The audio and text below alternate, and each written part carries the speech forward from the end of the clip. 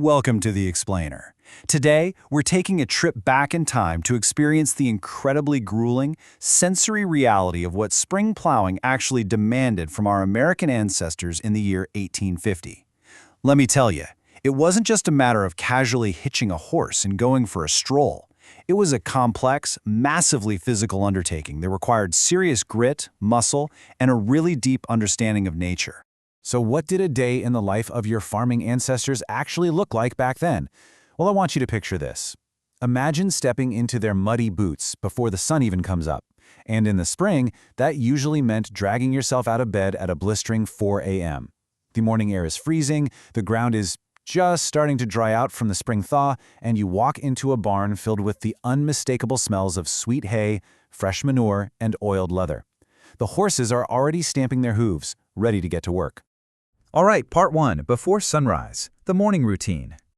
Long before a single patch of dirt was turned, your ancestors' absolute first priority was managing their living engines, the horse team.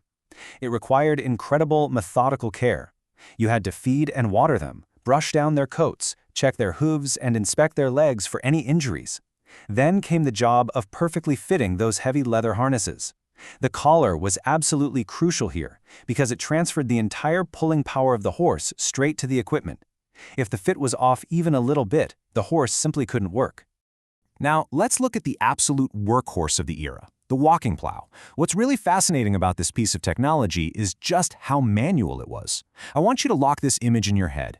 The horses are walking ahead, generating the pulling power, but the farmer is right there behind them on foot, physically wrestling and steering the plow the entire time.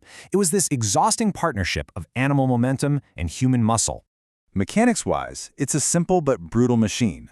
The farmer would hook the horse's traces to the clevis at the front of the beam, take the reins, shout a command to the horses, and grip those two extending wooden handles to kick off the day's back-breaking labor. And trust me, there was absolutely zero ergonomic padding here.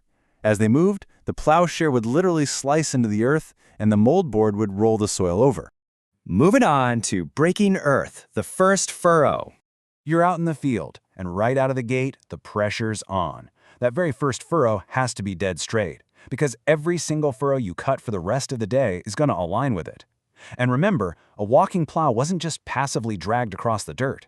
The farmer was constantly wrestling with those handles, exerting massive physical effort just to keep the angle right. You literally had to push down with your own body weight to make the plow bite deeper, or lift up to ease it out as the mold board rolled that rich black soil.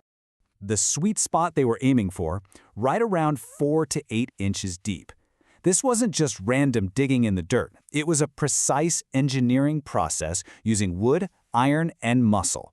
The exact depth depended on the soil type, what crop they were planting, the specific tools they had, and the local practices of their region. So why endure all this? Well, plowing was the ultimate agricultural multitasker. It transformed a flat, hard field into these highly functional parallel ridges. It turned over the weeds, buried last year's crop residue and manure, loosened the soil, exposed hidden insect eggs, and ultimately created the perfect aerated seedbed for the new year. To really put this into perspective, think about a modern tractor for a second. Today, a farmer sits in a climate-controlled cab with a steering wheel and a hydraulic lift. In the 1850s, your only climate control was a freezing spring wind slapping you in the face. The 1850 farmer didn't have hydraulics. He didn't have a steering wheel. He literally was the steering system. He was the computer, the suspension, and the transmission, all rolled into one highly exhausted human being. And hitting the edge of the field, you can't just spin a steering wheel to turn around. First, you had to physically heave that massive iron and wood implement up and completely out of the dirt. Then comes the fun part, wrestling this heavy piece of equipment and a team of massive, living animals into a tight turn so they're perfectly lined up for the return trip. Drop the plow back in, and do it again, and again, and again. They repeated this brutal cycle back and forth across the field for hours, often racking up 10 to 15 miles of walking through freshly turned, uneven dirt by sunset. Which brings us to reading the spring soil and managing the living engine. Because it wasn't just about pure muscle. The farmer had to be a master manager of living creatures. Horses can't just work endlessly, especially as those spring days started getting warmer. The farmer had to know when to stop, loosen the traces, and get them water. You had to vigilantly watch for things like excessive sweating or a harness rubbing the wrong way. Sudden exhaustion or a lame horse could literally doom your entire planting season. Plus, the farmer's brain and experience were arguably just as vital as the plow itself. They knew their fields intimately. They knew when the frost was fully gone. If you grabbed a handful of soil, squeezed it, and it was too wet, plowing it would just create massive concrete-like clods that ruined the field for the year. But if it was too dry, the plow wouldn't even penetrate. Timing was everything. Finally, sundown. The cycle repeats. The sun goes down, you cut that very last furrow, and you head back to the barn. But guess what? After walking for miles, you're still not done. The day wasn't over until the animals were meticulously brushed, watered, fed, and put in their stalls. Then, you had to scrape all the accumulated dirt and roots off the plow, check for loose bolts, and safely store it away so it was ready to go for tomorrow. And here's the real kicker. Plowing was literally just step one. You still had a barn full of other implements waiting for you. You'd have to drag a heavy, toothy harrow over the dirt to break up the clods, maybe use a roller, then plant all the seeds, often throwing them by hand, before you even got to cultivating, weeding, and eventually harvesting. The plow was just the opening act. When it was all said and done, an 1850 farmer with a standard 2-horse walking plow might exhaustingly cover just 1 or maybe 2 acres in an entire day's work. Because of this incredibly slow human-powered pace, preparing a large farm wasn't a weekend project. It was a grueling marathon stretching over weeks, an absolute race against time and the changing spring weather.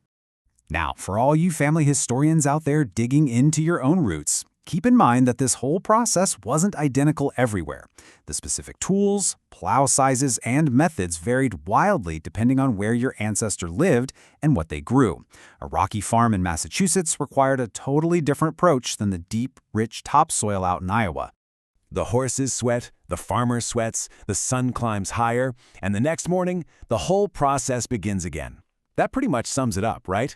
It perfectly captures the relentless, cyclical nature of farm survival in 1850. There were no days off when the spring soil was ready. You just woke up with your muscles aching, and you did it all over again. So as we wrap up this explainer, I want to leave you with a question to ponder. Think about the incredible grit, the deep knowledge, and the sheer physical endurance of the people who worked that soil day in and day out to literally build the future. Could you do it? Could you endure a day in the life of your 1850 farming ancestor and keep that plow straight? Thanks for hanging out with me on this one. And as always, keep asking questions about the past.